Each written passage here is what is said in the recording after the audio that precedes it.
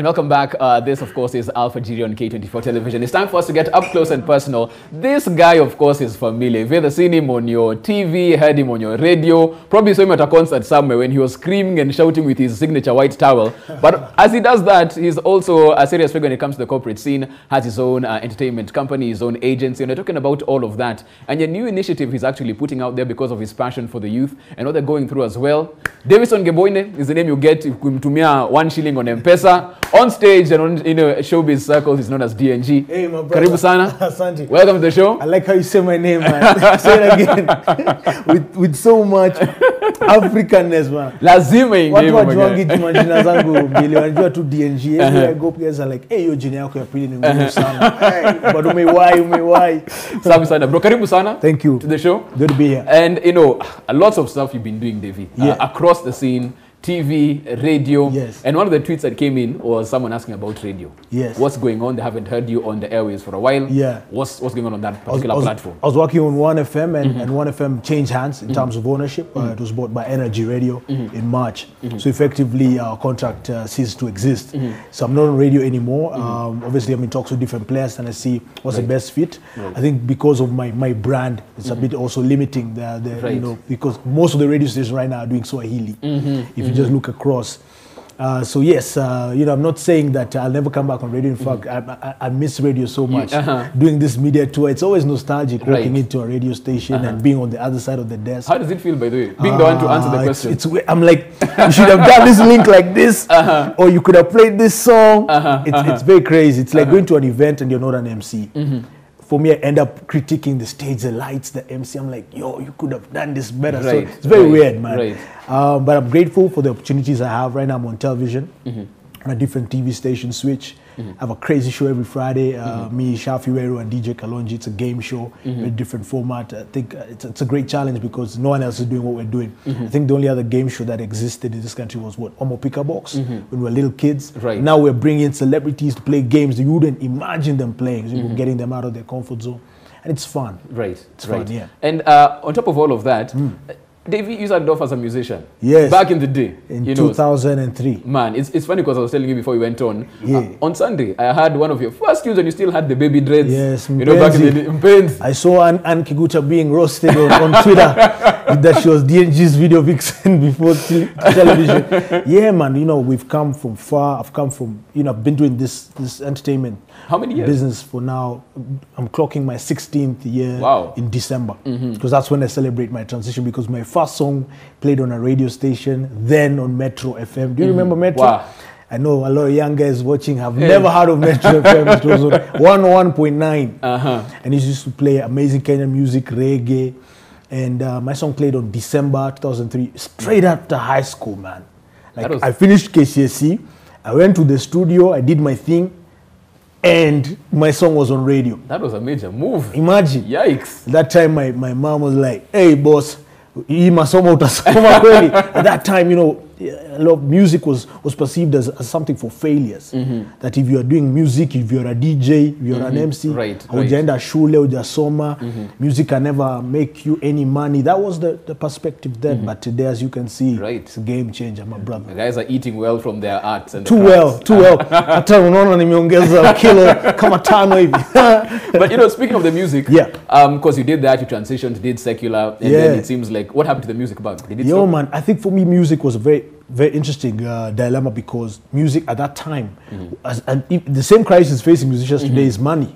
They're unable to monetize their craft. So for me, I faced that very early in the game because I did an album, I did a pre-album release tape, then I did a CD, 16 tracks. And I was selling selling my cassettes and CDs in River Road, in churches, in schools, at events. I'd set up a desk and activate. So the activations I'm doing for corporate brands today as Too Far for Entertainment, I started doing long time, and I had a team of sales executives who would do for me, the ledger, Punguza cassettes, Kumi, Doido,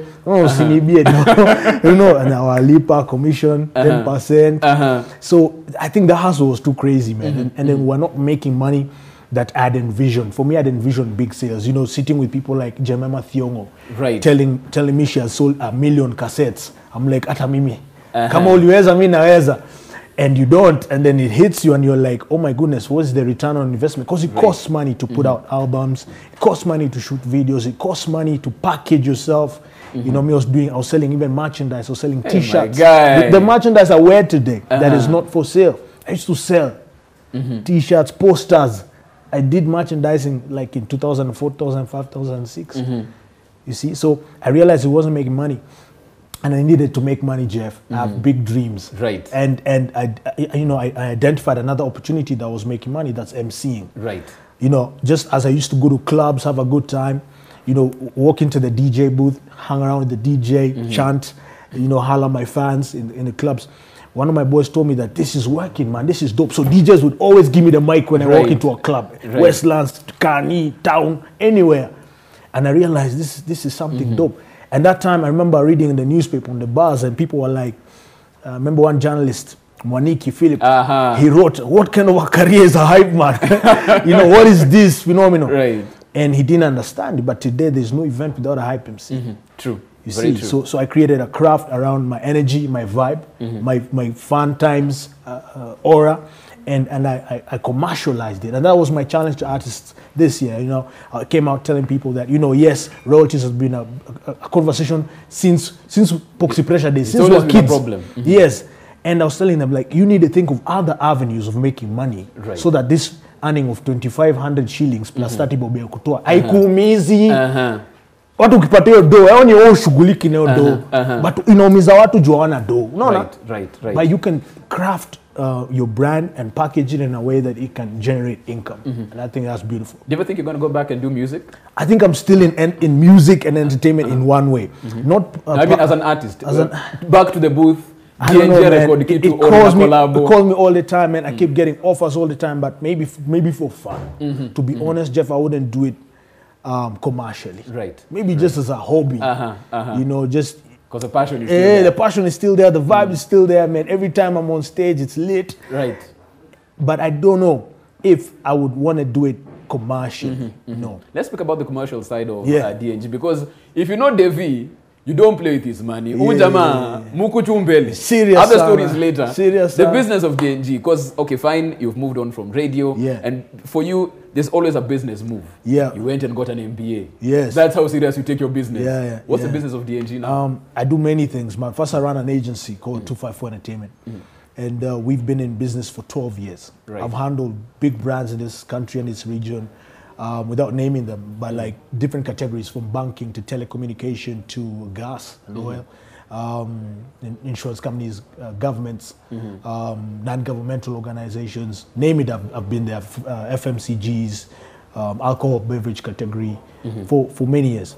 And we operate in Kenya, Uganda, Tanzania. We have been in business, and we, you know, our unique selling proposition is that we sell the hype. When we get involved with a brand, or when we get a brief, it's our task to just, you know, take that brand to the next level and look at it from a creative perspective and activate that and bring it to life and make sure it's bringing the return on investment for the client. Let me just jump in right there as you talk about it, because for people who might not know, in the agency space, there are really big boys who play there as well. Yeah. And by the time you get yourself in, you have to have proven yourself to fit in the market, and to be there for 12 years. Some people will ask, 12 years ago, how did you manage to penetrate that space and make 254 Entertainment what it is and survive, you know, a decade plus, and you're still there? Several reasons. One, I think quality.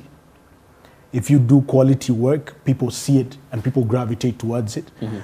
Even just our own unique selling proposition that it's all, we say that we sell the hype. Right. Meaning that we have an entertainment background. So we started off as an entertainment company doing events, you know, consumer events. Tunachukua venue like KWS, National Park, and we charge 500 shillings at the gate, or things like that.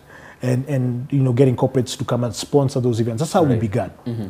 But along the way, one of our clients, big telecom then, said that, you know what, we're looking for an agency. Would you want to be our agency? That was our first entry point, because we never thought of even being an agency. We're just doing events, you know, I'm a DJ, MC, artist, tunalipa artist kuja. Yeah, tuna hype kwa makampo, that distribute flyers, watu wanalipa wanaingia. Ni gig.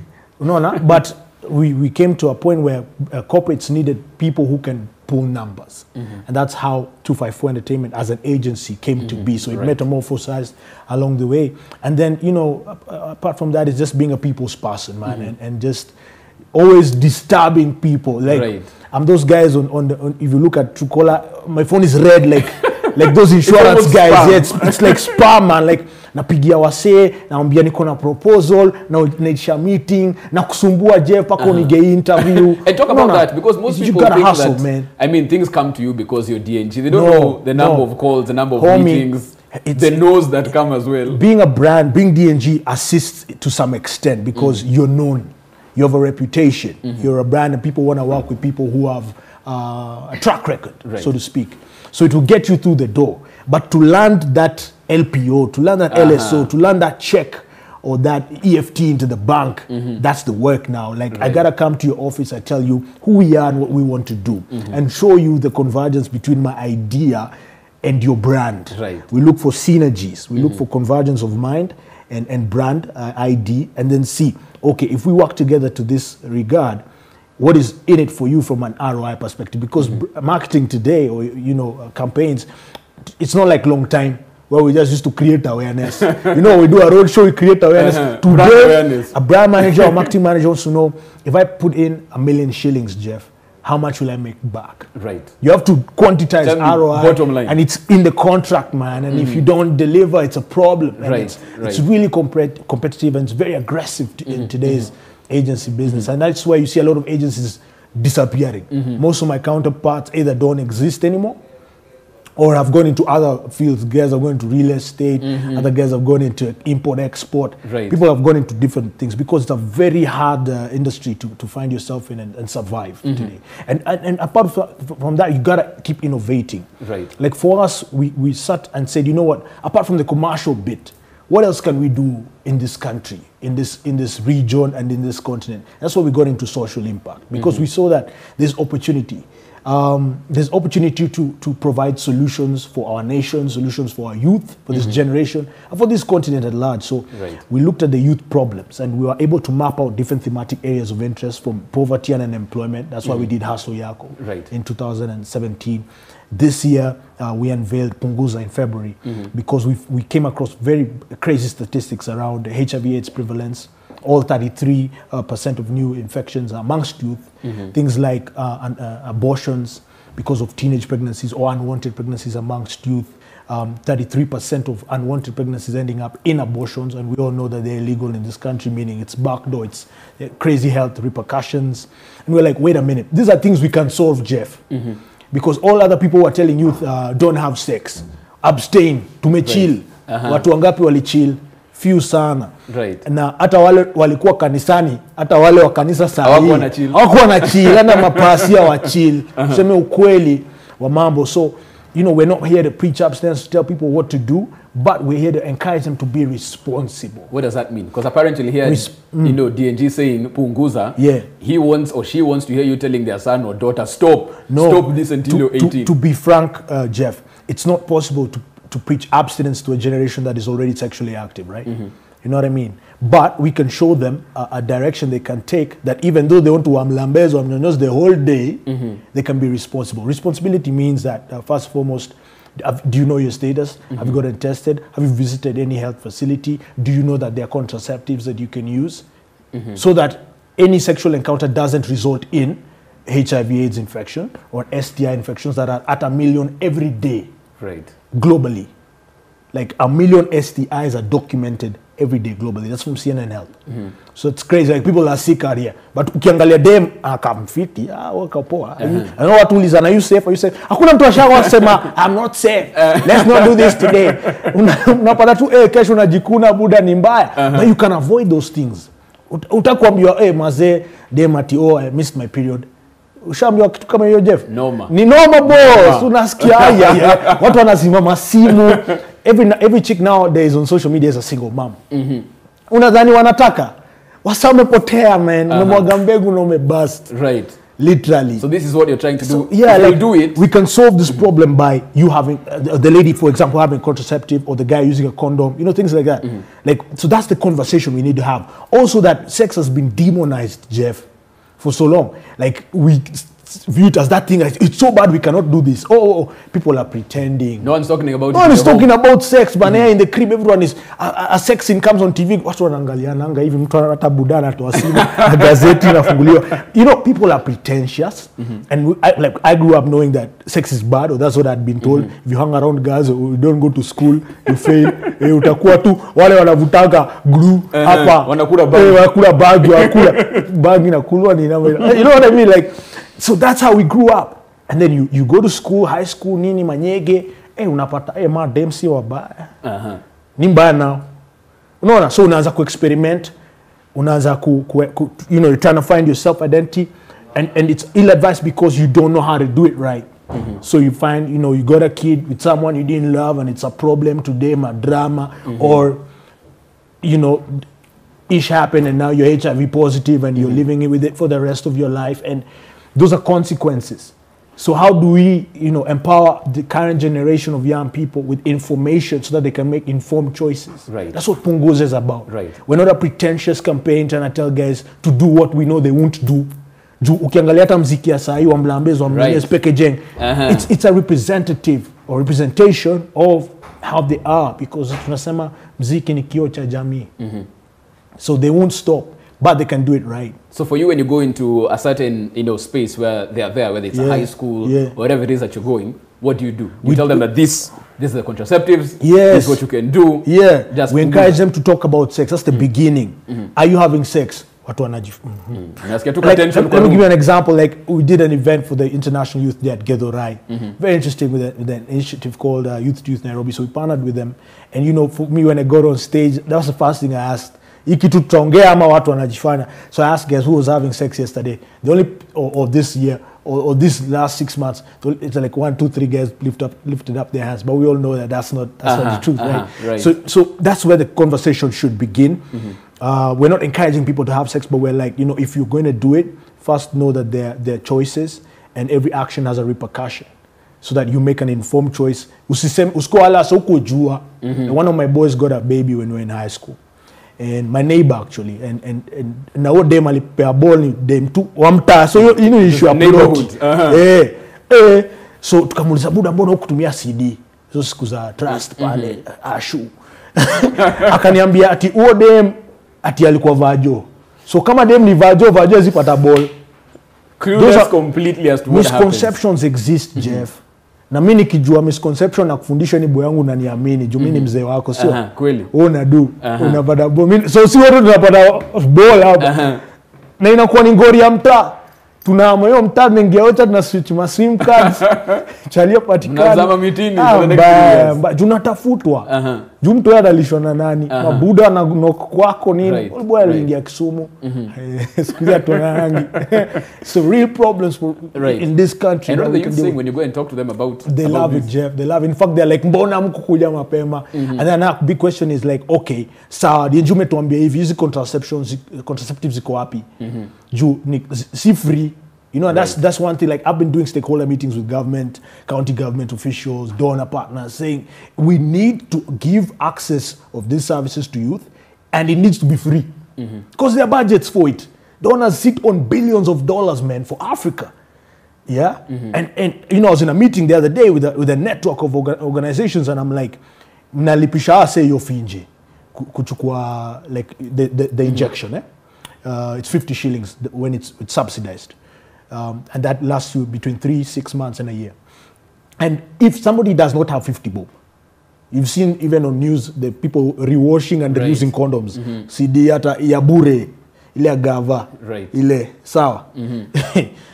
So if somebody doesn't have money to buy ata ile sure bet, sasa atapata wapi finje kwenda kupata injection? Haiwezi. So watu wanazaa tu. And if you're poor and you get a baby, believe me, you're digging deeper into poverty. So it creates other social problems. Wezi, nini, transactional sex starts taking place. Dem lazima aishi, mtoi lazima adishi, avalishwe na chuo. Sponyo anatafutwa. Ai. Unasema nini? Na kuna levels tofauti za masponyo. Kuna usponyo anakupatia Ferrari, finje so. Na kuna sponyo analeta lunch. Kuna warrant. Yani ni higher order. And what does that mean? Multiple partners equals to multiple exposure of risk. And as all of this is happening, because you said like you've spoken to different stakeholders, you've spoken to government as well. It's a journey. Davy, there was a time you were heavy on the campaign trail. Yeah. And the agency did well from that particular point in terms of business. You did well as well. But it seems like later, looking at DNG, looking at what the government is doing, you're not too happy with the government that's in place. Not at all, man. I think the government of the day is a letdown. And I'm not afraid to say it because I was there for the campaign. And even the beginning, wachana ya juzi hatuja campaignia msiote. But previously, we had a plan, and the plan was to get youth into power or positions of power so that the country can be different and can be governed differently. But that didn't take place. It's the same. I remember during the parastatal appointments, it was the same old guard we removed that came back. Tuliwatoa kwenye ballot. Tukasema iwezi. Wakarudi na back door. So mimi nauliza wase wale tulikuwa na campaign trail now, hao sasa wako state house sasa hivi. Like what happened? What happened to the plan? So you're a sellout. They're sellouts, and if you look at how the country is being governed, there's nothing to write home about. There's no legacy program. Do you regret being on the campaign and selling a vision that didn't happen? People always blasted me for that, and I think I'll carry that cross forever. No problem. But I think it's also a wisening factor that, now I'm wiser and now I know. So even if I'm in a room with stakeholders like government officials, I know not to take their word for it. Like if you come and say you're going to do a youth policy, do it. Usi to enjoy, and I'm that guy calling them out because it's been done in other countries. Like I was in Rwanda in March for a health summit with AMREF and looking at, for example, the model that Rwanda has. Even the guys mashinani who have no money like for their equivalent of NHIF, who cannot contribute a single shilling, still have free access to services. They have youth-friendly clinics where you can walk in as a young person who wants to take contraceptives, and they don't ask you wewe sasa unafanya nini hapa, kwa nini umeanza hii tabia mapema. You know how you, like I sit down with teenagers, man, like when we're in the mtaa or in the schools or whatever, even on social, and they tell me really crazy things, like someone wants to go and get a packet of condoms, but they walk into a chemist or in a pharmacy, and when that guy is in that overall banner, the air of judgment, you walk in and you just ask for Panadol and you walk out because you can't get the guts to ask for what you need. So you end up doing what? Dry fry. No maboshon zimejaa hivi na tunajua pale zinafanywa taona ni how much. Nao ni ma sister wako na ma brother wanapitia hizi mambo. So tunawachanua ama. And I think even apart from government, I think I've been challenging private stakeholders because they have budget. Government will never really assist because, poverty is a way of governing. Do you understand? And if poverty is eradicated, they'll have no tool. Like look at Kibera. Once you change that, who will be throwing stones? Are you going to leave your crib in West to go and demonstrate? No. But the guys demonstrating have nothing to eat. So if you give them 50 shillings to throw stones on approve the railway, they're going to do it happily. I like you've come to that point because now the question begs. We've heard Kibra by-election is supposed to happen, I think, in November, if I'm not wrong. Some talks of Chris Darling probably might be on the ballot. That's been going around on social media. Not confirmed yet. David, do you think 2022 you're going to vie? People ask me that every day, man. Every time I'm on such platforms. I don't have, to be honest, I don't have an interest in politics at all. I come from a political family, but I don't have an interest in it because I don't believe, and I stand to be corrected, I don't believe that you need to be in a political position to have influence or to make change. I don't believe so. We have people who are making the difference in the world globally, from the Gates guys to Masai Ujiri, who was here talking about basketball and a sport that can get kids out of poverty. And it's proven that the NBA can do that. And there's different teams have done it. Are they politicians? Nope. So what are we saying? I think it's small-mindedness thinking that for you to have impact and change in your country, you must be in parliament. So for all those guys who are wondering whether you'll see him on the ballot, there's different ways that that impact can be made, that influence can be used, and he's going to be doing exactly that. As we leave, very quickly, we have 30 seconds. Where can they get you online? Where can they get the Punguza Initiative online as well, for those who want to be part of it? We're on Facebook, Twitter, Instagram, at Punguza KE. Punguza KE, like the page, follow, look at what we're doing, go to our bio section, understand what our rationale is, plug into the conversation, support, contribute, share, tell people about it. And if you have a young person in your life or in your space, wachanue pia waweze kujua what Punguza is, and they can be responsible. Okay, so and yours personally for those DNG Kenya. DNG Kenya. Niko kila mahali, Facebook, Twitter, Instagram, ingia pale tuzungumze.